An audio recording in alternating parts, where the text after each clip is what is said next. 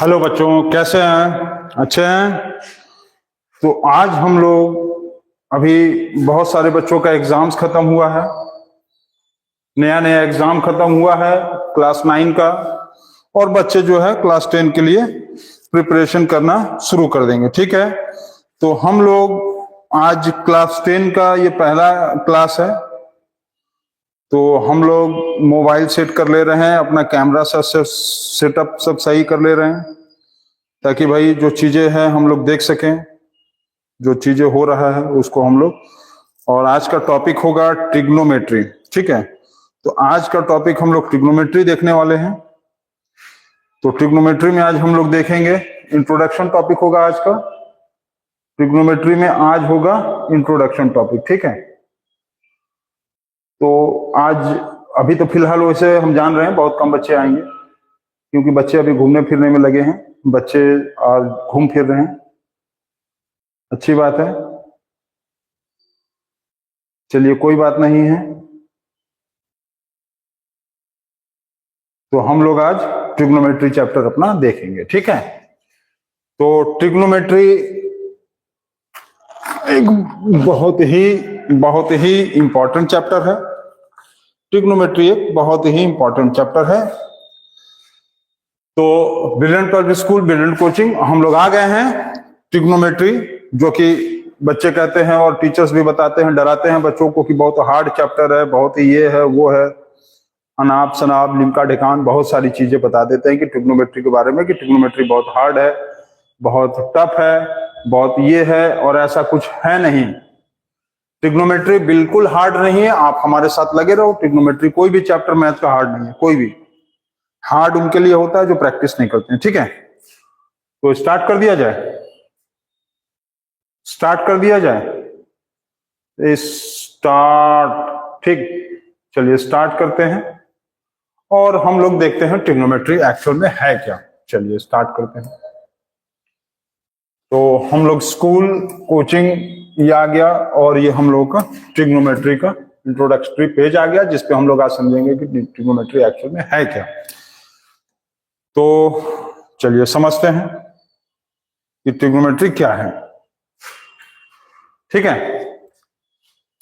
तो trigonometry actual में है, जो वर्ड है ट्रिग्नोमेट्री, ट्रिगोनोमेट्री,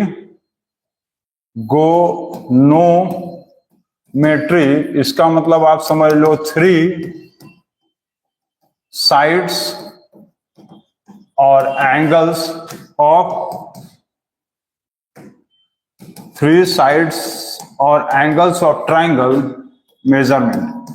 तो ट्रिग्नोमेट्री का मतलब है कि किसी भी ट्राइंगल में 3 एंगल होता है, 3 साइड होता है। ठीक है, किसी भी ट्राइंगल में, समझ गए आप क्या है?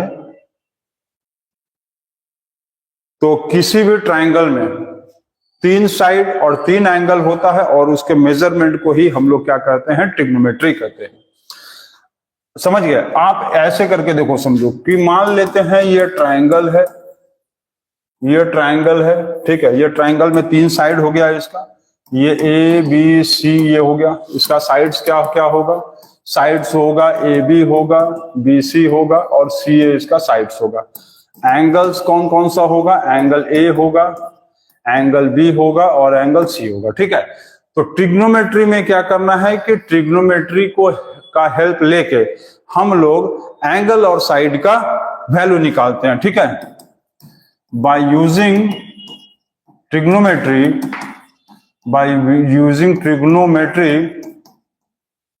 we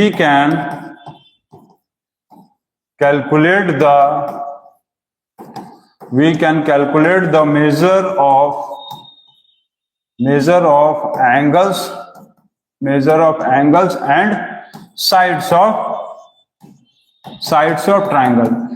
तो ट्रिग्नोमेट्री का हेल्प लेकर हम लोग किसी भी ट्राइंगल के एंगल्स और किसी भी ट्राइंगल के साइड्स का मेजरमेंट निकालते हैं। यही है ट्रिग्नोमेट्री में होता है। ठीक है, और ट्रिग्नोमेट्री का जो सबसे ज्यादा यूज किया जाता है, ट्रिग्नोमेट्री ट्रिग्नोमेट्री का जो प्रैक्टिकल एप्लीकेशन है, प्रैक्टिकल एप्लीकेशन का मतलब है कि ट्रिग्नोमेट्री का हम लोग अपने रियल लाइफ में सबसे ज्यादा यूज कहाँ करते हैं? रियल लाइफ में ट्रिग्नोमेट्री का हम लोग रियल लाइफ में जो यूज करते हैं वो सबसे ज्यादा यूज होता है सिविल इंजीनियरिंग में। सिविल इंजीनियरिंग में हम लोग इसको यूज करते हैं। ब्रिज, रोड, पुल, ठीक है, ब्रिज बनाने में, रोड बनाने में, एलिवेटर्स बनाने में, ये सारे जगह पे हम लोग इसका यूज करते हैं और ये प्रैक्टिकल एप्लीकेशन है ट्रिग्नोमेट्री का, तो ये आपको जानना जरूरी है, ठीक है। तो गुड इवनिंग सर, ठीक है। मुस्कान पांडे, चलिए very good evening, good evening Muskan. देखो हम पहले भी बोलते हैं ना कि बच्चों को आजकल पढ़ाई लिखाई जो बहुत ही अब देखो क्लास में अभी क्या है कि भाई अब तो क्लासेस मैसेज किया गया है कि 12 मार्च से स्टार्ट होगा, 10th को रिजल्ट होगा, तो खाली हुआ तो सोचे कि पढ़ा दिया जाए। अच्छा मुस्क लिख दिया गया, ठीक है, मुस्कान लिख देते हैं, मुस्कान, टाइपिंग मिस्टेक। चलो ठीक है, तो अब हम लोग ट्रिग्नोमेट्री में आगे बढ़ते हैं और देखते हैं ट्रिग्नोमेट्री के बारे में। तो ट्रिग्नोमेट्री में क्या है? ट्रिग्नोमेट्री में जो क्लास 10 में हम लोगों को पढ़ना है वो राइट एंगल ट्रायंगल पढ़ना है। हम लोगों को क्लास 10 में पढ़ना है, क्लास 10 में हम लोगों को राइट एंगल ट्रायंगल पढ़ना है, राइट एंगल ट्रायंगल। और राइट एंगल ट्रायंगल के बारे में बहुत सारे चीजें बच्चों को पता है। ये आप जानते होंगे कि जैसे ये एक ट्रायंगल बन गया, ये राइट एंगल ट्रायंगल है, तो ये इसका क्या कहलाएगा? Hypotenuse. Hypotenuse, this is called as H, ठीक। ये एच हो गया। ये यदि थीटा है, थीटा मतलब ये एंगल, इसको क्या कहते हैं? Theta, THETA, theta. This is called as the theta, beta नहीं, थीटा। ये थीटा यदि कहलाएगा तो ये होगा base, that is called as the B. और ये थीटा के सामने वाला लाइन जो होगा, and this line is called as perpendicular, perpendicular, this is called as the P. इसको हम लोग ऑल्टीट्यूड भी कहते हैं। ये आप लोगों को पता होगा, जो चीज नहीं पता है वो अब देखो, समझ गए। हाइपोटेन्यूज तो यही होगा, ये फिक्स है। अब यदि लेकिन राइट एंगल ट्रायंगल आपको जैसे ऐसे दे दिया गया, यहाँ पर 90 डिग्री है, इसका मतलब क्या होगा? ये 90 डिग्री है, ठीक है, ये 90 डिग्री हो गया। थीटा यदि आपको यहां दे दे, थीटा नीचे से उड़ा के ऊपर ले आया, थीटा को नीचे से उठा के ऊपर ले आया है, थीटा नीचे से उठकर ऊपर आ गया, तो ये अभी भी हाइपोटेन्यूज ही होगा, इसमें कोई चेंजिंग नहीं आएगा। It remains as hypotenuse, it remains as hypotenuse. ये हाइपोटेन्यूज का हाइपोटेन्यूज ही बना रहेगा, ये हाइपोटेन्यूज होगा। अब एक चीज ध्यान देना कि थीटा से सटा हुआ लाइन जो होगा वो बेस होता है। थीटा से सटा हुआ लाइन, देखो ये थीटा यहां पर था, ये थीटा से सटा लाइन यहां पर बेस हो गया। तो अब यहां पर क्या है कि थीटा ये है, तो थीटा से सटा लाइन ये है, तो ये हो जाएगा बेस बी। और थीटा के सामने वाला opposite to theta line is called as perpendicular. यही थोड़ा सा आपको समझना है, ये बहुत इंपॉर्टेंट चीज है जो कि आपको समझना है। परपेंडिकुलर को हम लोग ऑल्टीट्यूड भी कहते हैं, जो कि हम पहले ही आपको बता चुके हैं, ठीक है, याद रखेंगे आप। थीटा से सटा हुआ लाइन बेस होता है, थीटा के ऑपोजिट वाला लाइन जो होता है इज कॉल्ड एज परपेंडिकुलर, ठीक है। थीटा से सटा हुआ लाइन बेस, थीटा के ऑपोजिट वाला परपेंडिकुलर। तो चलिए इसी से एक क्वेश्चन आपको हम देते हैं, आप बताते हैं, चलिए देखते हैं। ये एक राइट एंगल ट्रायंगल बन गया, ठीक, यहां पर ये हो गया और यहां पर थीटा हो गया, थीटा ABC। तो नेम द हाइपोटेन्यूज कौन होगा इसमें, बताओ। हाइपोटेन्यूज कौन होगा इसमें परपेंडिकुलर कौन होगा बताओ, और इसमें बेस कौन होगा। चलो जल्दी नाम बताओ। तो यदि देख रहे हो, जो भी इस वीडियो को देख रहा है, जल्दी से कमेंट करो। फर्स्ट नंबर क्वेश्चन और सेकंड नंबर क्वेश्चन मान लो, हम यहाँ पर और एक क्वेश्चन दे देते हैं। यहाँ पर ये हो गया। अब इसको आप मान लो, ऐसे मान लो, ये आपको मान लो ऐसे दिया है, ठीक है। यहाँ पर राइट एंगल हो गया और यहाँ पर ये हो गया theta. This is called as P, this is Q and this is R। ये यहाँ पर राइट एंगल। इसमें आप बताओ कि हाइपोटेन्यूज कौन होगा, हाइपोटेन्यूज कौन होगा, इसमें परपेंडिकुलर कौन होगा, चलो जल्दी से बताओ तो, और इसमें बेस कौन होगा बताओ, परपेंडिकुलर, हाइपोटेन्यूज और बेस कौन कौन होगा। तो सीपी क्या होगा, सीपी इसमें क्या होगा, सीबी या बीसी, ठीक है, सीबी और बीसी इज हाइपोटेन्यूज, चलो इतना क्लियर है। परपेंडिकुलर कौन होगा, परपेंडिकुलर होगा थीटा से सामने वाला लाइन, ए बी या बी ए, ठीक है, ए बी लिख सकते हैं या इसको बी ए भी लिख सकते हैं, ए बी या बी ए। अब बेस मतलब हो गया ए सी, सटा हुआ लाइन, ठीक है, बेस होगा ए सी, ठीक है, ए सी या सी ए लिख सकते हैं। चलो क्लियर है, इतना एकदम याद रखना है, ये आपको एकदम दिमाग में बैठा लेना है कि थीटा से सटा हुआ लाइन बेस होगा, थीटा के ऑपोजिट वाला साइड जो होगा परपेंडिकुलर होगा, और ये टेढ़ा वाला लाइन इसको हम लोग स्लैंट लाइन भी कहते हैं, स्लैंट लाइन जिसको हम लोग हाइपोटेन्यूज कहते हैं, ठीक है, स्लैंट लाइन, और इसका दूसरा नाम होता है inclined line, slant line, inclined line या हाइपोटेन्यूज सेम चीज, ठीक। तो ये चीजें हो गया। अब इसमें जो होगा हाइपोटेन्यूज कौन होगा बता सकते हैं, तो इसमें हाइपोटेन्यूज होगा पी क्यू, हाइपोटेन्यूज होगा P Q, hypotenuse P Q होगा, पी क्यू लिखो और क्यू पी लिखो, भाई बात तो सेम है।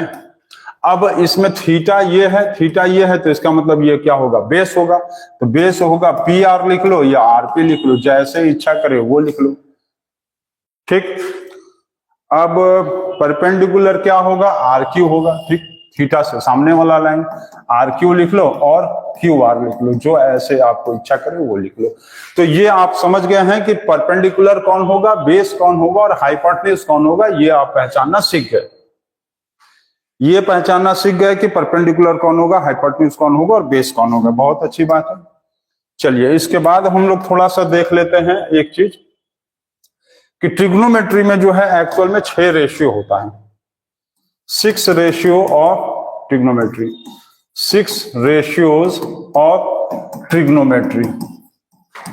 ट्रिग्नोमेट्री में 6 रेशियो होता है जिसको हम लोग टी रेशियो कहते हैं, T ratios, trigonometric ratios, T ratios मतलब ट्रिग्नोमेट्रिक रेशियोज। तो 6 ट्रिग्नोमेट्री का रेशियो होता है, ठीक है। एक होता है साइन थीटा, एक होता है कॉस थीटा, एक होता है टैन थीटा, फिर एक होता है कॉट थीटा, फिर एक होता है सेक थीटा, और एक होता है कॉसेक थीटा। थीटा लिख सकते हैं, बीटा लिख सकते हैं, जीटा लिख सकते हैं, थीटा बीटा जीटा कुछ भी लिख सकते हैं, ऐसे भी लिख सकते हैं। देखो ये है theta, T H E T A, ये है बीटा और ये है जीटा, अल्फा इसको कहते हैं हम लोग, alpha not zeta, it is called as alpha. Zeta ये है, इसको हम लोग कहते हैं जीटा। तो ये है थीटा, ये है बीटा, ये है अल्फा, ये है zeta, theta beta alpha zeta, समझिए, थीटा बीटा अल्फा जीटा सबका सिंबल। तो वापस आ जाते हैं, और ट्रिग्नोमेट्री में 6 रेशियो होता है, ट्रिग्नोमेट्री में 6 रेशियो होता है जो कि हम अभी लिखे हैं, जिसको हम लोग टी रेशियोज कहते हैं, sine theta, cos theta, tan theta, cot theta, sec theta, cos theta, cosec theta, sorry, ठीक है, ये कॉस है और ये कॉसेक है, ध्यान देना, एक है कॉस और एक है कॉसेक थीटा, ठीक है, क्लियर है ना, इसमें कोई परहेज नहीं होना चाहिए समझने में, ठीक है। अब इसका जो वैल्यू होता है ना, इसका वैल्यू होता है P by H, perpendicular by hypotenuse, इसका वैल्यू होता है B by H, base by hypotenuse, इसका वैल्यू होता है P by B, perpendicular by base, इसका वैल्यू होता है B बाय P, इसका उल्टा है ये, इसका ये उल्टा, टैन का उल्टा कॉट, इसलिए B बाय P को P बाय बी कर दिए, ठीक है, P बाय बी उल्टा B बाय P। इसका उल्टा ये होता है, इसका उल्टा ये होगा भाई, इसका उल्टा ये है H बाय बी, ठीक है, H बाय बी, और इसका उल्टा ये होगा, इसका उल्टा ये होगा H बाय पी। तो आपको कैसे लर्न करना है, अब बात यह है कि इसको लर्न कैसे करेंगे। Sine theta is equal to P by H, cos theta is equal to B by H, tan theta is equal to P by B, cot theta is equal to B by P, sec theta is equal to H by P और cosec theta is equal to H by P. ये 6 ratio है जो कि आपको learn करना है और introductory trigonometry में इसी का यूज है। समझ गया? Sine is equal to P by H, cos is equal to B by H, tan is equal to P by B, cot is equal to B by P, sec is equal to H by B, cosec is equal to H by P. Clear? अब इसको याद कैसे करना है तो उसके लिए sir हैं तो याद तो कराएंगे ही कुछ ना कुछ। तो आप ऐसे समझ लो, some people has curly black hair till painted black. समझ गए? Some people has curly black hair till painted black. Some people has curly black hair till painted black. अब करना क्या है देखो, एस साइन थीटा, एस से sine theta, P और यहां H, P by H. Sine theta is equal to P by H आ गया। ठीक। C curly cos theta black be here H, B by H. ठीक है। Some people has sine P by H cos B by H. अब आ गया फिर T for tan theta, T for tan theta painted P B black.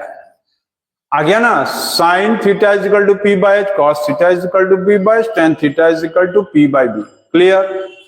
अब इसी का उल्टा होता था, ये सब पता है कि नहीं आपको? पता है? ये वाला पता है ना?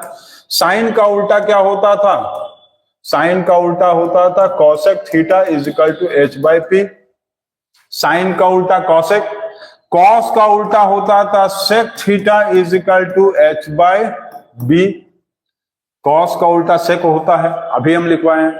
और टेन का उल्टा होता था कॉट, तो cot theta is equal to होगा बी बाय पी। इसका याद करने का और एक तरीका है, इसको याद करने का और एक तरीका है जो कि हम अभी आपको बताते हैं। Good evening sir, Muskan Kumari. Good evening to Muskan and Areeba also. Areeba has also joined our classes but unfortunately after some time Ariba is late in the class. Firstly Muskan Pandey has joined the class and all the other students joined then after, so some students are very late in the class. Don't be late in the class.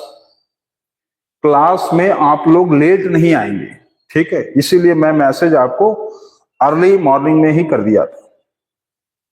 आप लोगों को मैं afternoon में ही message कर दिया था कि today trigonometry classes will run online at 7 PM evening. चलिए कोई बात नहीं, वो तो स्टोर रहेगा ही, आप अपलोड हो जाएगा वीडियोस, उसमें से आप देख लेंगे। इसको लर्न करने का और एक तरीका है, इसको लर्न करने का और एक तरीका है। आप ये देखो, sine is equal to P by H, cos theta is equal to B by H और tan theta is equal to P by B. अब आप देखो, मैं जो बोल रहा हूं उसको ध्यान से समझना। मैं अब आपको जो बताने वाला हूं उसको ध्यान से आप सुनना कि मैं क्या बता रहा हूं। ध्यान से सुनेंगे। कुछ बच्चों को यदि ऐसे लर्न करना होगा कि some people has curly black hair till painted black, some sine P by cos B by tan P by B, जैसे हम अभी बताएं, ऐसे भी लर्न कर सकते हो आप। पाकिस्तान भूखा प्यासा, समझिए क्या बोले? पाकिस्तान भूखा प्यासा, हिंदुस्तान हरा भरा। एक तरीका ये भी है, पाकिस्तान भूखा प्यासा, हिंदुस्तान हरा भरा। समझ गया मैं क्या बोला? समझ गए आप मैं क्या बोल रहा हूं? पाकिस्तान भूखा प्यासा, हिंदुस्तान हरा भरा। और एक तरीका है, इस पूरे चीज को आप अदर सेंस में नहीं लेंगे, यह समझाने का एक तरीका है। दूसरे सेंस में देखेंगे तो पंडित बद्री प्रसाद हर हर बोले। समझ गए आप? दोनों जैसे आपको याद करना है कर लीजिए। पंडित बद्री प्रसाद हर हर बोले। या तो पाकिस्तान भूखा प्यासा, हिंदुस्तान हरा भरा। ठीक है, पाकिस्तान भूखा प्यासा, हिंदुस्तान हरा भरा। या तो पंडित बद्री प्रसाद हर हर बोले। तो आप अपनी मन की आंखों को खोलें, मन की आंखों को खोलें और आगे समझें। चलिए इसको नोट डाउन करेंगे, सभी बच्चे इसको नोट डाउन करेंगे, जल्दी से जल्दी नोट करेंगे।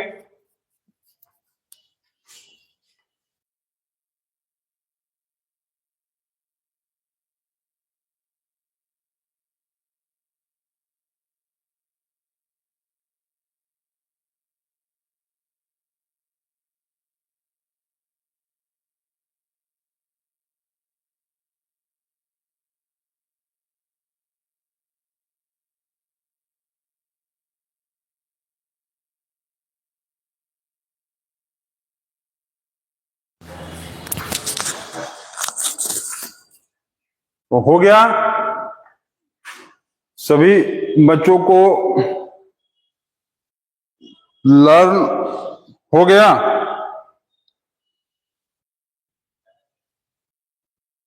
समझ में आ गया?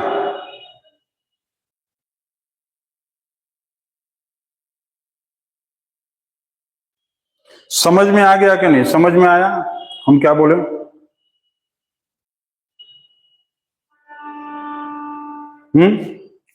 समझ आए? तो आपको जैसे याद करना है आप कर सकते हो। हम 3 तरीका बता दिए। Some people has curly black hair till painted black, English में भी है। और ये एक दूसरा तरीका भी आपको हम बता दिए हैं, पंडित बद्री प्रसाद हर हर बोले, पाकिस्तान भूखा प्यासा, हिंदुस्तान हरा भरा। आपको जैसे याद करना है आप याद कर सकते हो। ठीक है, तो इसके बाद अब थोड़ा देखते हैं कि इसको, अभी इतना तो हम लोग पढ़ लिए, इसका यूज क्या है, इसका एप्लीकेशंस, इससे रिलेटेड क्वेश्चंस कैसे आते हैं, किस तरह के क्वेश्चंस रहते हैं। तो एक क्वेश्चंस हम लोग थोड़ा समझ लिया जाए। चलिए देते हैं। If tan theta is equal to 5/12, find other T ratios, find other T ratios. Question ऐसे दिए रहेंगे, कुछ क्वेश्चंस ऐसे रहेंगे आपको इसमें। ठीक है, if tan theta is equal to 5/12, find other T ratios, मतलब अदर टी रेशियोज मतलब ट्रिग्नोमेट्रिक रेशियोज आपको फाइंड आउट करना है। अदर ट्रिग्नोमेट्रिक रेशियोज आपको फाइंड करना है। तो कैसे फाइंड होगा? कैसे फाइंड होगा? तो सबसे पहले हम लोग क्या करेंगे कि एक राइट एंगल ट्रायंगल बनाएंगे, जो कि ट्रिग्नोमेट्री के लिए बहुत ही जरूरी चीज है, क्योंकि पहले ही मैंने बताया, क्योंकि हम लोग क्लास 10 का पढ़ रहे हैं और उसमें राइट एंगल ट्रायंगल का ही वैल्यू होता है। परपेंडिकुलर बाय बेस होता है। tan थीटा का वैल्यू क्या होता है आप यहां से चीटिंग करके देख लो, चीटिंग नहीं करना है, समझे हो? देखो P/B, tan theta is equal to, आप लिखे हो perpendicular by base, P/B, tan theta is equal to perpendicular by base लिखे हो। ठीक है, तो इसका मतलब ये परपेंडिकुलर है और ये बेस है, ये ऊपर वाला परपेंडिकुलर, नीचे वाला बेस। तो परपेंडिकुलर आप यहां पर थीटा ले लो, यहां ले लो, जहां यहां मत ले लेना। थीटा का मतलब है आप यहां, या तो यहां ले लो, या तो थीटा का मतलब आप यहां ले लो। लेकिन लेकिन लेकिन लेकिन आप यहां मत ले लेना, गलत हो जाएगा। यहां थीटा ले लोगे गलत, क्योंकि ये तो 90 डिग्री है ना। तो थीटा तुम ये लो, चाहिए लो, जैसे इच्छा करे आप लो, जैसे इच्छा करे आप लो उसको। ठीक है,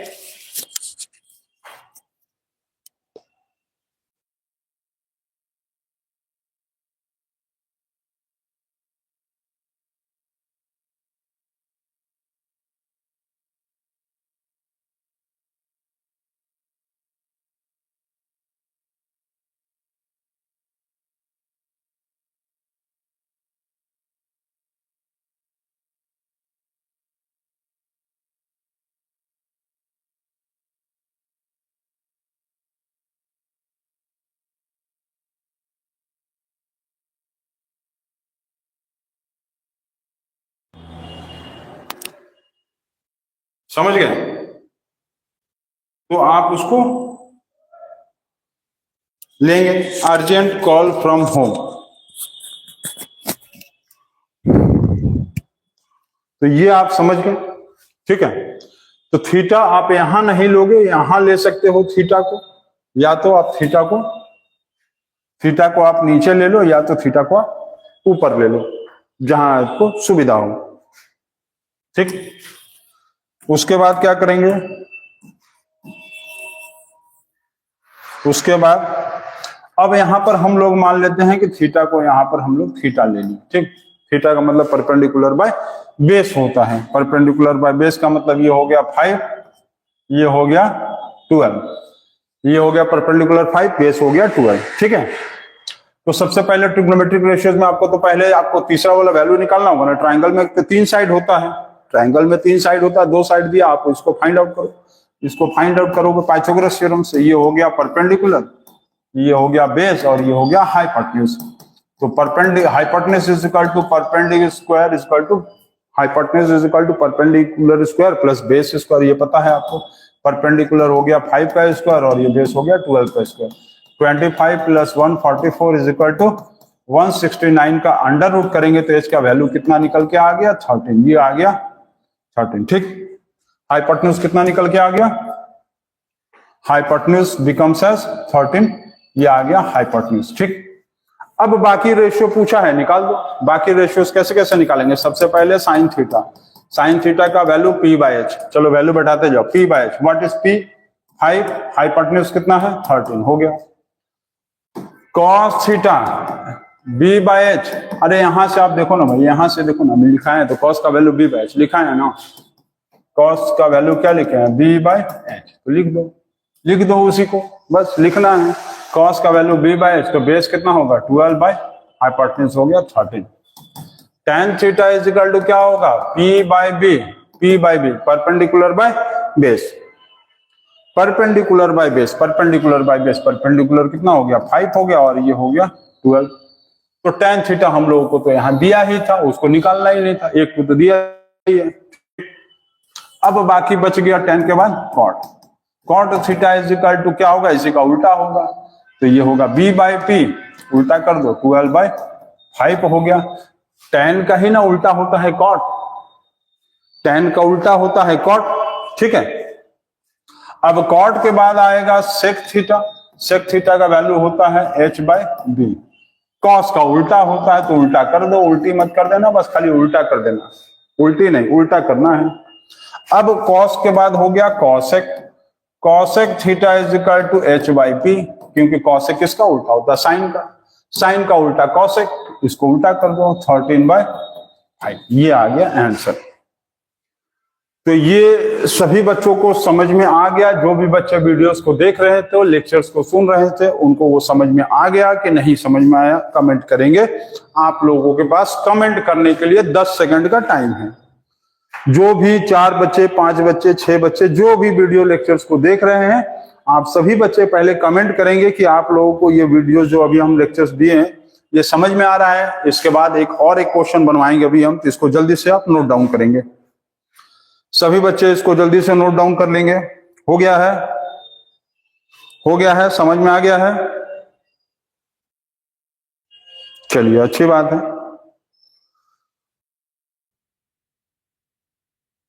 सोसाइटी आ गया, समझ में आ गया, ठीक है। चलिए अब इसके बाद थोड़ा सा हम लोग आगे बढ़ते हैं, तो थोड़ा सा आगे बढ़ा जाए। इसमें अब एक क्वेश्चन मान लो दिया है आपको, if sine theta is equal to 0.6 find other T ratios, ठीक है। दिया हुआ है if sine theta is equal to 0.6 find other T ratios, तो 0.6 दिया है, अदर टी रेशियोज बताना है, तो जल्दी से बताएंगे इसको सभी बच्चे इसको जल्द से जल्द बताएंगे, जल्द से जल्द। तो sine theta is equal to 0.6 दिया है, तो इसको कैसे सॉल्व करना है हम लोग को, आप एक चीज ध्यान दो। यहां sine theta is equal to 0.6 दिया है, तो आप क्या करोगे कि ऐसे लिख सकते हो, sine theta is equal to 0.6, तो ये पॉइंट हटेगा तो ये हो गया 10। हो सकता है कि नहीं हो सकता है, पॉइंट हटेगा तो 10 होगा ना। अभी बच्चे घबरा रहे थे कि सर इसके नीचे तो कुछ दिया ही नहीं है, इसके नीचे तो कुछ दिया ही नहीं है सर, क्या करना है? कोई दिक्कत नहीं है, पॉइंट हटा देंगे, नीचे 10 लिख देंगे। 10 लिख दिए। अब साइन का वैल्यू होता है क्या? साइन का वैल्यू p बाय h होता है, p बाय h होता है। साइन का वैल्यू क्या होता है? p by h। साइन का वैल्यू क्या होता है? p बाय h होता है। तो p बाय h के हिसाब से ट्रायंगल बना लीजिए। यहाँ पर ट्रायंगल बना लेते हैं। यहाँ हो गया 90 और यहाँ पर आप थीटा ले लो, यहाँ पर ले लो थीटा। थीटा ले लिया। अब यहाँ पर परपेंडिकुलर बाय हाइपोटेन्यूज, तो ये इस थीटा के लिए परपेंडिकुलर कितना होगा? 6 होगा, हाइपोटेन्यूज होगा 10। ये हो गया परपेंडिकुलर, ये होगा हाइपोटेन्यूज। हो गया है। अब आपको ये निकालना है बेस कितना होगा। ये हो गया हाइपोटेन्यूज, ये हो गया परपेंडिकुलर। बेस निकालने के लिए पाइथागोरस थ्योरम लगाएंगे, by Pythagoras theorem, by Pythagoras theorem. Pythagoras theorem लगाएंगे तो क्या होगा? h square is equal to p square plus b square. तो हाइपोटेन्यूज हम लोगों को दिया है 10, परपेंडिकुलर दिया है 6, बेस हम लोगों को नहीं पता है। तो ये होगा 100 is equal to 36 plus b square. आगे कैसे करेंगे? आगे ऐसे करेंगे, 100 minus 36 is equal to b square. 64 का अंडर रूट करेंगे तो बेस कितना आएगा? 8 आ गया। बेस आ गया 8 सेंटीमीटर। अरे 8 सेंटीमीटर क्या, 8 यूनिट मान लो, 8 आ गया। ठीक, बेस हो गया 8। ये हो गया, बेस हो गया 8। अब क्या करेंगे? बेस 8 आ गया, आंसर नहीं आया 8। एक चीज मुस्कान ध्यान देंगे आप, आंसर बार बार लिख रहे हैं, आंसर नहीं आया 8, आंसर नहीं आया। अब तो आगे सॉल्व करना पड़ेगा ना अब हमको। तो हम लोग सॉल्व करेंगे, साइन थीटा से शुरू होता है, साइन थीटा से शुरू होता है। तो साइन थीटा का तो वैल्यू दिया ही है, साइन थीटा का तो वैल्यू p बाय h होता है। तो p बाय h तो दिया ही था 6/10। इसको कुछ सॉल्व भी नहीं करना है, इसको तुम चाहो तो काट दो, रिड्यूस कर दो, सिंपलेस्ट फॉर्म में कर दो 3/5 यू कैन राइट।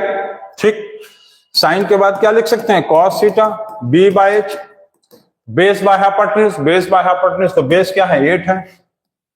हाइपोटेन्यूज कितना है? छोटा कर दो 4/5, रिड्यूस कर सकते हैं, we can reduce it.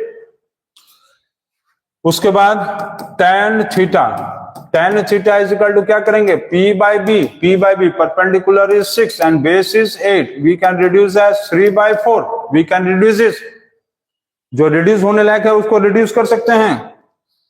cot theta का मतलब b by 2p, cot just tan का ही उल्टा होता है, cot जो है वो tan का क्या है? उल्टा है। तो हम लोग क्या लिख सकते हैं? 8/6 उल्टा कर देंगे 4/3 लिख सकते हैं, बिल्कुल लिखा जा सकता है। ठीक, अब क्या करें? अब इतना तो हो गया ना। अब यहां पर tan के बाद और क्या बच गया है? tan के बाद tan cot हो गया, उसके बाद sec, cos और sec, cosec। ठीक है, 6 रेशियो लिखना है ना। तो एक हो गया sec थीटा, क्या हो गया? sec थीटा मतलब h बाय b। h कितना होगा? h is 10 and base is 8, तो ये हो गया 5/4, 5/4। ये कितना हो गया? 5/4। अब क्या लिख सकते हैं? cosec theta is equal to h by p। h कितना होगा? h हो गया 10 और बाय 6, तो 10/6 को हम लोग रिड्यूस करेंगे तो क्या लिख सकते हैं? 10/6 को, 10/6 को क्या लिख सकते हैं? 5/3, वी कैन राइट एज 5/3। ठीक है, cosec थीटा को क्या लिखा जा सकता है? h बाय b, मतलब 10/6 इज इक्वल टू 5/3। तो सारा ट्रिग्नोमेट्रिक रेशियोज दिया है, मतलब एक ट्रिग्नोमेट्रिक रेशियो दिया रहता है और बाकी ट्रिग्नोमेट्रिक रेशियोज जो है हम लोग उसको फाइंड आउट कर देते हैं by the help of trigonometry. ठीक है, तो इसी तरह के क्वेश्चंस है इंट्रोडक्टरी ट्रिग्नोमेट्री के एक्सरसाइज में। ठीक, इंट्रोडक्शन लेक्चर था आज, और कल संडे है, कल संडे है। ठीक, अब कल लेक्चर्स नहीं होंगे, अब next lecture will be in Monday. Next lecture जो होगा, नेक्स्ट लेक्चर ट्रिगोनोमेट्री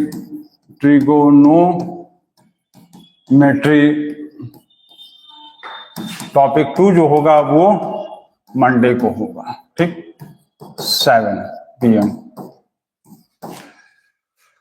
तो आज सैटरडे था, आज पहला दिन था, आज ट्रिग्नोमेट्री का ये पहला लेक्चर था। अब इसके बाद मंडे को नेक्स्ट लेक्चर आएगा, ठीक है। तो सभी बच्चे जो है प्रैक्टिस करिए। आज जो है आप लोगों के ग्रुप में सिलेबस भी सेंड कर दिया गया था। हर मंथली चैप्टर्स का सिलेबस जो है, हर सब्जेक्ट का सिलेबस है। क्लास 10 में एक नया चैप्टर इंक्लूड हुआ है, IT, information technology, information practice कर सकते हैं उसको। तो इसको आप नोट डाउन करेंगे और इसी तरह से प्रैक्टिस करेंगे, ठीक है। तो thank you, take care, good bye and bye bye.